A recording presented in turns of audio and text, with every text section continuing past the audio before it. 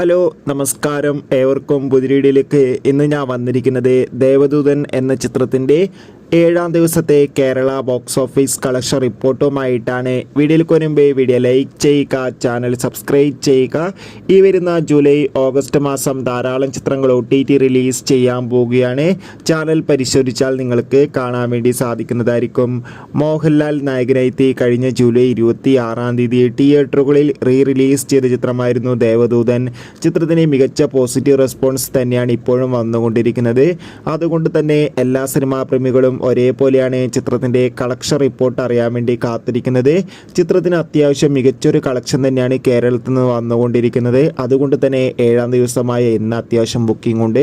ഒരു 20 ലക്ഷത്തിൻ്റെ അടുത്തെങ്കിലും കളക്ഷൻ ലഭിക്കുമെന്നാണ് ട്രാക്കിംഗ് റിപ്പോർട്ടുകൾ സൂചിപ്പിക്കുന്നത്. കാത്തിരിക്കാം നമുക്ക് ദേവദൂതൻ എന്ന ചിത്രത്തിൻ്റെ കൂടുതൽ ബോക്സ് ഓഫീസ് കളക്ഷൻ റിപ്പോർട്ടിനായി. ചിത്രം കണ്ടവരുടെ അഭിപ്രായം കമൻറ്റ് ചെയ്യുക.